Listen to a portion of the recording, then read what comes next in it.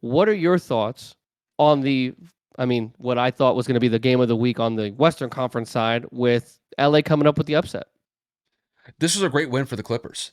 And honestly, it's really been this trend that we've seen in these first round games where a lot of these road teams have taken advantage of the circumstances and have gone out on the road and have got these huge road wins to start off 1-0 in the series. And when it comes to the Clippers, job well done as far as I see it. This was something that I noticed early on in this game was the Clippers got off to a very good start. They outscored the Suns 30-18 in the first quarter. Granted, the Suns made a comeback in the second quarter, and honestly, it continued into the third quarter where the Suns ended up taking the lead. But honestly, when I look back at this game, it was just Kawhi Leonard, man. Kawhi Leonard has been playing some phenomenal basketball in the second half of the year. And that momentum has just carried itself into the playoffs. Kawhi was out there for 42 minutes. You cannot say that they were low managing him in this game, putting up 42 minutes on those knees. He did what he needed to do, dropping 38 points along with 5 rebounds and 5 assists. He's Kawhi. He's the claw, and he showed up exactly with what the Clippers needed. But the one thing that I noticed about the Clippers in this game was, man, they were getting some wide open 3-point opportunities throughout the entire course of the game. That could be in part that the Clippers are just running good offensive strategies. They're setting up guys to get wide open shots. That could be the fact that the Suns aren't switching. They're not hitting the right defensive strategies properly. But nonetheless, I saw Eric Gordon open many times for some wide open 3-point shots. Nicholas Batum was open for 3-point shots. Kawhi Leonard was open for 3-point shots. Even though Russell had a terrible night, he was 3 of 19 from the field. Even he was getting some open looks. Just he couldn't knock them down. But overall, when I look at this game, it was very competitive from beginning to end. Both teams went on good respective stretches.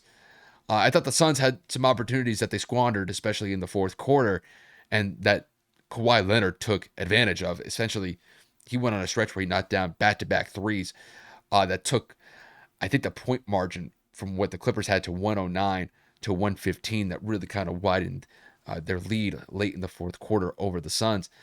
And the Suns just couldn't knock down shots late in the fourth quarter to get over the hump to get this home win for game one. So overall, when I look at this game, great road win by the Clippers. I thought Kawhi played an outstanding game. When it comes to the Suns, they definitely left some plays out there. A lot of their shots, I think, were just relatively short. It seemed like Chris Paul was missing shots short. Devin Booker was missing shots short. Kevin Durant actually got off to a very slow start in this game. Did not score any points in the first quarter. Definitely ramped it up after that, but you could definitely tell that the Suns just seemed like they were not in rhythm to start off the game. Granted, they got their legs underneath them after that first quarter, but man, had they gotten off to a better start in the first quarter compared to what they did, I think there's a very good chance that they could have walked away with this game with a victory instead of a loss in this occasion. So, listen, it's game one. Both teams are still figuring things out. I think the intensity of this series will only ramp up the farther we go into the series. I think by game two or game three, you're really going to see the best versions of these teams going against each other.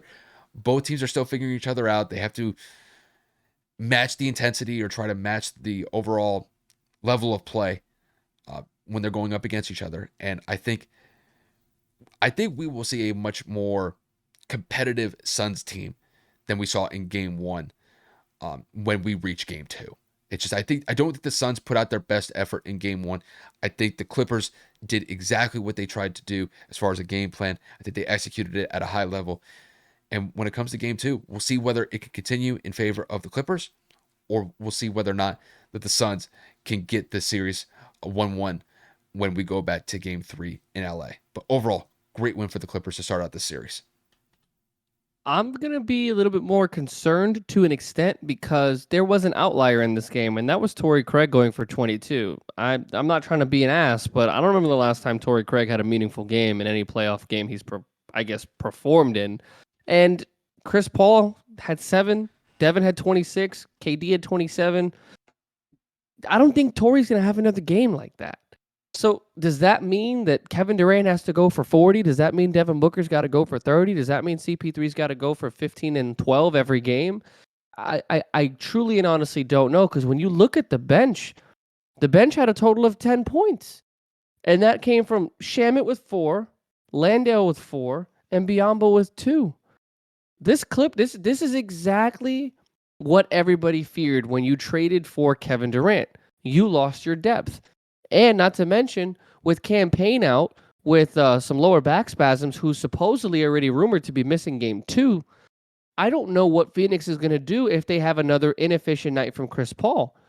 The Clippers, on the other hand, go for the complete opposite, and at least they get some contributions from the bench, albeit they didn't have somebody go for almost 40, or excuse me, they didn't have anybody go for 30 points just like Kawhi did, but they got 14 from Powell, they got 10 from Mann, they went and got 19 from Gordon, 12 from Zubac. Kawhi Leonard obviously had 38, like I said, but Batum only had 3 shot attempts, but he only had 3 points, and then I don't think Russell Westbrook has another inefficient game like this where he puts up 19 shots and only makes 3 of them. The Clippers may be in a position to where this is the formula that you need to do. You let Kevin Durant do what he needs to do, but you got to limit everybody else's open looks. I know KD had 27 and Devin had 26, but you got to live with that because they're going to get their shots no matter what. Kevin and Devin are going to find their ways to get themselves to the elbow, find a way to get to the free throw line, hit some big timely shots, but everybody else got to find a way to step up for Phoenix. And by everybody else, I mean I don't even know a lot of these players. I mean, I don't know who Landale is. I don't know who Okogie is. I don't know who Wainwright is. Like, everybody knows who Bismack Biyombo is, but that's not somebody on the offensive side that I'm really worried about. And then Landry Shamet, again, isn't somebody on the offensive side that I'd be concerned with either. Why is TJ Warren not getting any minutes? Isn't TJ Warren the guy that popped off in the bubble for like 2 or 3 50-point games? Isn't that the guy that was playing pretty efficiently for Indiana prior to his injury? That's somebody that can provide offense, somebody that can give you some good minutes. Unless he's hurt or unless he has just completely declined since acquiring him, I don't necessarily know why Phoenix didn't play him. If they needed some offense, they should have relied a little bit deeper on that bench since he got a DMP. But like Kyle said, the game started off slow for Phoenix. First quarter breakdown, obviously 30-18 in favor of the Clippers. Then it crisscrosses and flops. Then it is 29-36 in favor of Phoenix, 22-27 in favor of Phoenix in the third. And then LA goes off for 34 to the 29 of the Suns in favor of the Clippers. So this game was the definition of back and forth, shot for shot. It looked like the Clippers were going to run away with this, and obviously Phoenix claws back. But again, to me, this is a little bit more concerning for Phoenix. You go out and you get Kevin Durant. You were 8-0 with him in the starting lineup. But when you face a team that has a pretty good defender, or should I say one of the best defenders when available in Kawhi Leonard, and a pretty solid and deep team in the Clippers, this may be the kryptonite for the Suns. I know I picked the Suns to win this in 7, but if all they're going to do is be able to provide points from their starters, unless they're all hitting you with 20 points, and even at that, it's still not going to be enough. I don't know if the Phoenix Suns are going to be able to win this series if they continue to struggle from the field. But again, I keep relying on what my partner said. This is game 1. There will be adjustments. We know that Monty Williams is one of the best coaches in the NBA. And again, when you have Kevin Durant, your opportunity to win is always there. So I'm curious to see what adjustments are going to be made in that second game. This was a great game. Probably one of the better days, or should I say, one of the better games of the weekend as well, but definitely not a disappointment. Both in the East and the Western Conference, the 4-5 seeds, those are going to be the games to watch anyway, so definitely not disappointed.